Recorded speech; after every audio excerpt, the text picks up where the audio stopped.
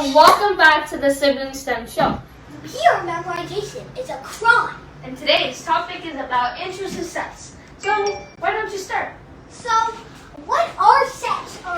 What we are going to talk about today, along with a few operations with sets. So, a set is a collection or a group. Wait, hold up. This isn't the right marker.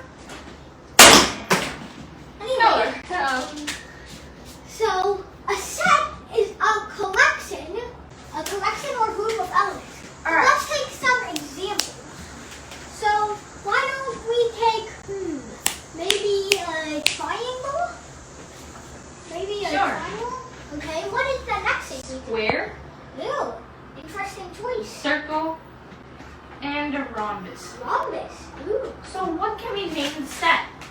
S for shape. Sure. Equals to S. Okay. Now, let's make another one.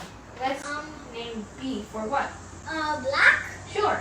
Now, what shape do you want to color in? I want to shade in this square and this triangle. Okay, so we shaded in the triangle and the square. Now, for here we will put a shaded in square and a shaded in triangle. So B kind of relates to S, right, in some way, because the elements of B are included in the element Wait, S. you forgot something. What? The size. Oh, isn't it called a coordinality? Yeah. The coordinality. So the size or the coordinality. The coordinality. It's kind of like one of those fancy words that has a really simple meaning, like a period.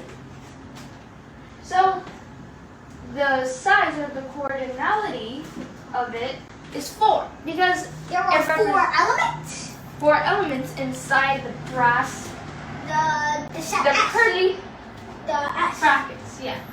So let's say it's 4. And what is this set? Wait, the cardinality of this set is 2.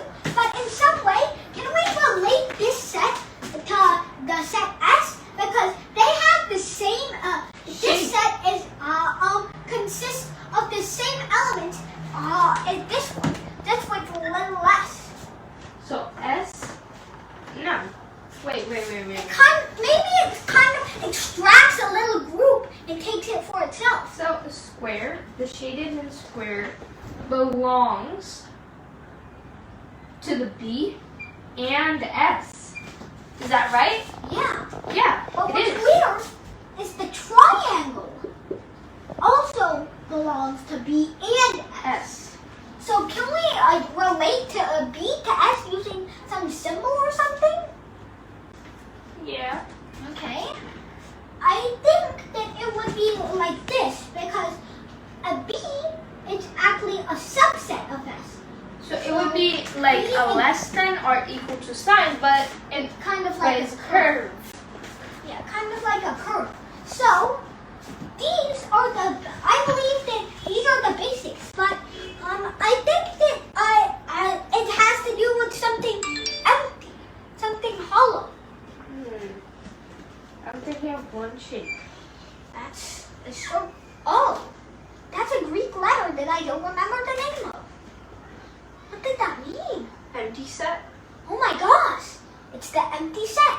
But wait, the empty set, since it's empty, it must always be a subset of any set.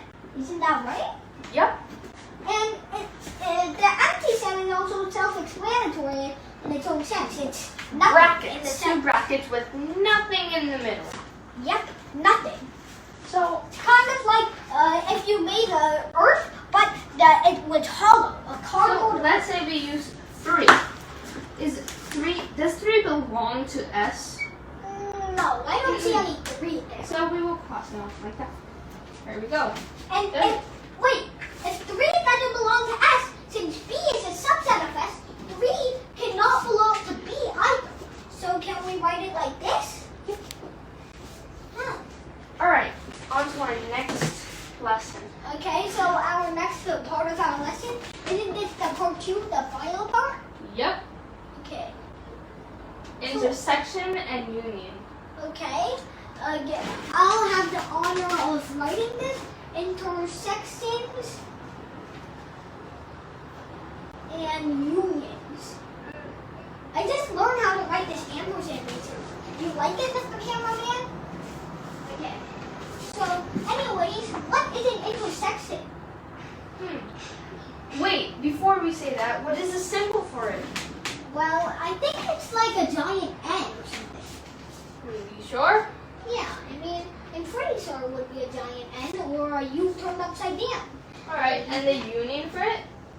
Okay, the U. The opposite. It's a Y. It's just the U. Oh wait, not a Y. Sorry, a U.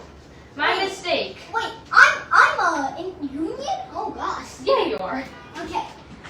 So I'm suspecting that we will need 2 sets for this because if I know my graph geometry right, an intersection in 2 graphs can only be formed by at least 2 lines. So doesn't that mean that we would need 2 sets in order to create an intersection? I'm pretty sure. So I'll make the set. Now, what should we name the set first? Well, A and B? Sure. A and B. Maybe we should make them full of numbers. I don't know. Yeah. Because I think that we already did C. So what numbers should I put? Maybe the multiples of 2. 2, 4, 6, 8, and 10. Okay. Now what about the multiples of, say, 4? 4, 8, 16, 20, and 24. Oh, you skipped over one. You skipped over one. Oh, 12. Sorry.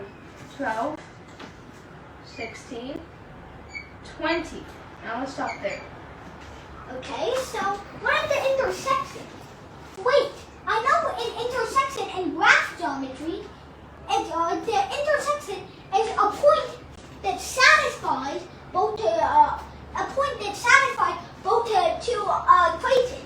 X and Y value that satisfy both two equations. So does that mean that there should be Does that mean that there should be the intersection should be the numbers in common here? Yeah, the numbers they both go into. So what numbers are there? But wait, we have 2 different numbers. 4 and 8. Huh. So how would we represent that? Oh my gosh. So, you can have the pink marker now. Sure. So what should we do? Maybe, I'm suspecting that we should take A and B because A like upside down U. Upside down U. Yeah, for the intersection. And I think we have to put curly braces. 4 and 8? Yeah, because both of those are in common. But now what's a union? What would a union? So, a union, I'm pretty sure, I think that it would be all the numbers in either of the sets, but not including the numbers that would repeat twice. Do you want to do it or should I do it? Okay, I'll do it. So you The put a union. U. AUB So is is it 2, 2, 4, 4, 8, 6, 8, Yes. 10, 12, 12. Wait, can you put it in any order? Yes, but I'm putting it in least 20. of radius. So